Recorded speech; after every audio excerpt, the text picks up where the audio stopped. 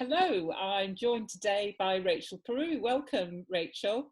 Thank you very much. Really appreciate you coming on and having a chat with us. I mean, our paths crossed recently, not in real life, I have to say, because you were organising a fashion show, weren't you? And we were talking about silver hair in that context before we all Yes. got locked down.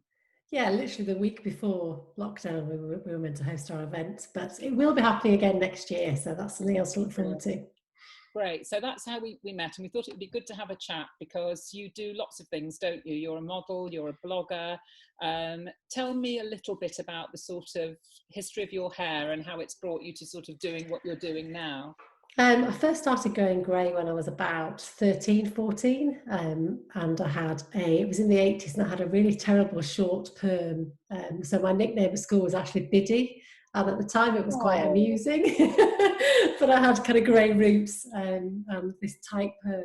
So I did start colouring my hair from a really young age. So I started colouring it, I started off with colour mousses, and I've had it literally every colour of the rainbow. And I dyed my hair constantly until I got to 44, 45. And I've always had super short hair. This is the longest I've ever had it naturally. So I just woke up one morning and I just thought, actually, I don't want to colour it anymore. And my husband was really supportive of it. My kids said, yeah, you should just let it go. And so, yeah, something just changed in me. I just thought, I've had enough of doing this now. And I never looked back. I now wish I'd done it much sooner. Yes, I totally understand that. I mean, I dyed my hair until I was in my early 50s, and but I was grey as a teenager too. My hair was very, very dark, and it was white. I'm Welsh, Yeah. actually, and I understand a lot of Celts hair does go white, but anyway, that's neither here nor there. But I also wish I'd done it younger. I really, really do. But I lived with the faux brown for a long time. Yeah. So what do you think it was that made you just decide, I'm going to see what's underneath? I think I'd got to a stage in kind of my 40s was a bit of a transformation stage for me because I'd got divorced when I was 39, and I kind of had this whole new lease of life. And so I was learning a lot more about myself. And through that, I just accepted more of my body and came to this really comfortable place where I thought, actually, I'm quite happy as I am. And I don't need to keep this facade up of having to change the colour of my hair all the time. Because it was almost like I was having to reinvent myself every time I went to the hairdressers with a different hair colour. And so it just felt quite a release to not have to do that. Fantastic. And did you encounter any negativity? One of the things that people sometimes say to me is that, particularly at the beginning, and I know I experienced this a little bit, that people assume that there must be something else going on, that you've stopped dyeing your hair, and in this sort of letting yourself go kind of thing. Did you encounter any of that? I actually put a post up on Facebook before I'd made the decision to go to the hairdresser and say, look, I'm not going to do this anymore. And just said to everybody, this is what I'm thinking about doing. What do you all think? And although some of them might have been joking, there was one comment that was positive about it, and everybody else was negative. And I thought that was really interesting. So it was comments like, you can't be my friend, you're way too young, you can't let yourself go yet. The only person that did leave a positive comment was another woman that had actually let her hair go grey. So I think, and even though some of them would have been in jest, the fact that it's even just that stereotypical response to somebody going grey just says a lot. Yes, it's very deep rooted, isn't it? Yeah, it really is. I found when I stopped dyeing my hair that younger women actually were far more positive. Because they just thought it was a cool colour, they liked it. But for some women of my own age, particularly if they coloured their hair, it was as if they were sort of looking at their own mortality when they looked at me. Yeah, I think it scares people. I think it scares women. We keep saying to people, well, it is just a hair colour. Actually, and I don't feel, obviously I'm 63 now, so I've had mine like this for sort of 10 years or so, but I don't feel like that now. But I remember at the time sort of saying, oh, I'm just not sure, I'm not sure, but really once I grew it out, I've never looked back. And I think most women I talk to say the same, but there is a fear, isn't there, of, which is crazy, because if you don't like it, you could just put it back. Exactly. Yeah. And some women do that, and that's absolutely fine, isn't it? It's about personal choice, but there's such a big hang up about it. There is. And what else, well, what else did you do to help get to the place where you felt more comfortable about, who you were? When you think about work. For my 40th, I jumped out of a plane and did a tandem skydive. Oh So that my was my, goodness. I took myself out of my comfort zone Yeah. because I think for me that really works well. And, Yeah. and I travelled, I did a lot of volunteer work in Uganda. I went back to university and did a degree in education studies. And then I started modelling, and I'd already let my hair go grey by the time I started modelling, so it was just kind of out of that grey blonde stage when I started working as a model. Wow, fantastic. That's just really inspiring, because actually the other thing is, of course, hair isn't important at all, is it? Yeah, It's a vibrant attitude to life. yeah, And lots of women that I have met through doing this, it's the vibrant attitude to life that in some cases actually goes with the choice not to carry on dyeing your hair, but really focusing on living life. That is the vibrancy that is the thing that makes the difference, isn't it? yeah, definitely. And the more you do those things, then everything else just fits into place, because then you have a different perspective on life, and you don't have the same body and hair hang-ups, I don't think. Yes, it's really interesting, isn't it? And so, how did you get into your modelling career? Were you scouted, or did you? No, and I had no aspirations at all because I'd done a degree, so I was going to go into Yeah, early years education. So I thought I'd got it all mapped out, and I'd volunteered for a local Macmillan fashion show every year, and I've done it for 10 years now. And the photographer kind of kept saying, "You're really photogenic. You should try it. Have you thought about it?" mm, And it's because it's never been on my radar. I didn't really think about it. And then after about 6 years, I thought, well, actually, my children are older now. I've got more time for myself. Why yeah, not give it a go? Thinking I might get some local work in Leeds, near where I live, and just local stuff.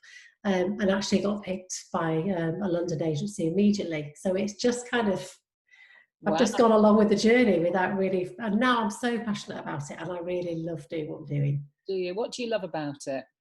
I love meeting new people. I've made so many great connections with people, and I love being able to help represent older women. Yes. That I really think that's something I'm passionate about now, because we are so underrepresented. Yeah. So that's kind of become a bit of a mission. Yeah, I completely support that. And do you still feel that it's different in terms of representation for older women versus older men? Yeah, I do. I do actually. I think there's been some big changes just in the last couple of years, Yeah. but I still think we've got a bit of catching up to go. Yes. It's true that, isn't it? I think as I say, when I first stopped dyeing my hair, I remember a chap I knew through work came over to me, and he had very beautiful silver hair, and he said, "Jayne, you're so brave." And I thought, what a Mm. funny thing to say, because you've obviously been brave for years, because your Mm. hair. And he was, sort of similar age to me. And I've got a 24-year-old daughter, and I really want to show her that there are all sorts of different ways to look, and there are different Yeah. ways to get older. Also, I can't bear us talking ourselves into old age. I think aging's a privilege, and I don't like all that sort of, oh, another birthday thing. It seems totally wrong to me. So that's Yeah. the other thing I'm passionate about. Yeah.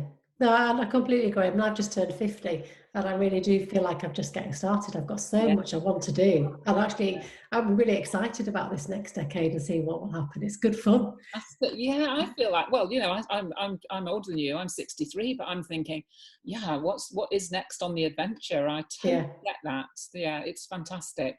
So, what else do you do to keep your sort of, obviously, you talked to us about adventures and the things that you've been doing, but what else do you do to keep that sort of positive attitude?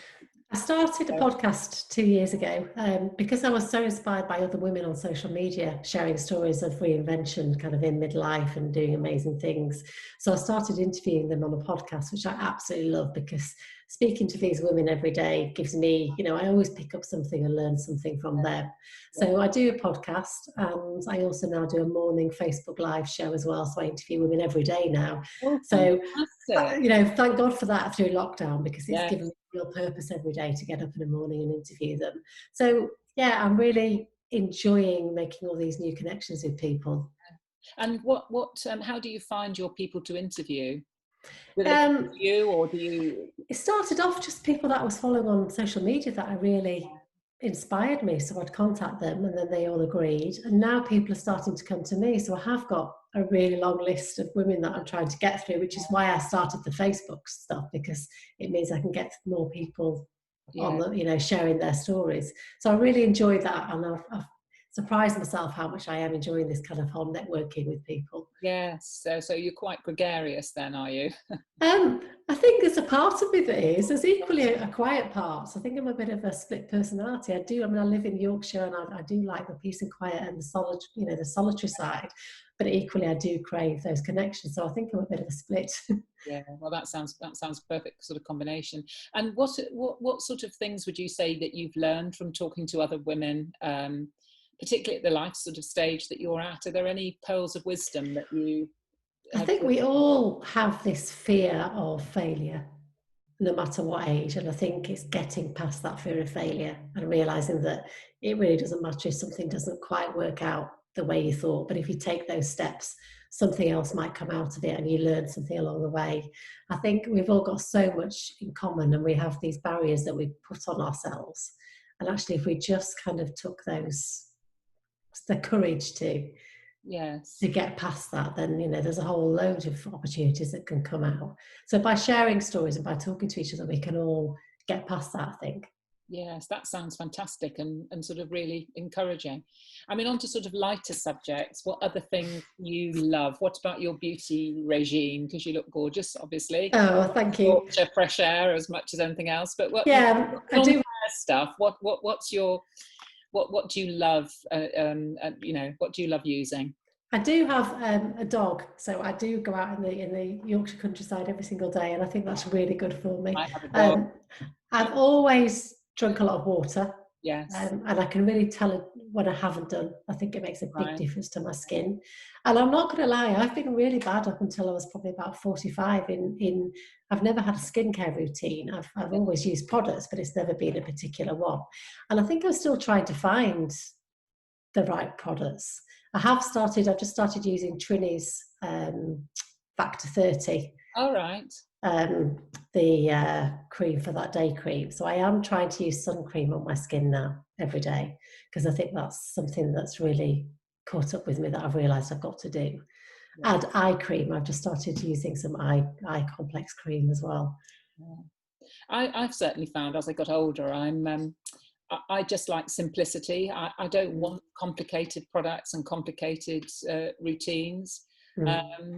But it's an interesting one, isn't it? Because sometimes the sort of thrill of the chase of the perfect product is almost more fun than actually, you know, finding something and sticking with it and thinking, oh, good, it suits me actually. And again, because we're probably constantly told, aren't we, this is the next best thing, the next best thing. So again, feeling comfortable that if you find something and you like it, carry on doing it, is kind of not what the marketeers are trying to sort of tell us to do, are they? No, and also I think we get told that we've got to spend quite a lot of money on products for them to be good. And actually, I've used number 7 for the last couple of years on my face day and night, and that's been great. I've really enjoyed using those products, and they're not ridiculously expensive. I think it's about, like you say, finding what suits you. Brilliant. So I suppose the last question, what's your one piece of white hot wisdom that you would share with our community?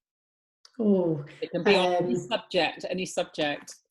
I would just say embrace what you've got and enjoy it, and just embrace yourself, and don't let other people's opinions get you down. I think you've got to stick to how you feel about yourself, and if you feel great, then wear it, or don't dye your hair, or have a pink strand in it. Do what's right for you.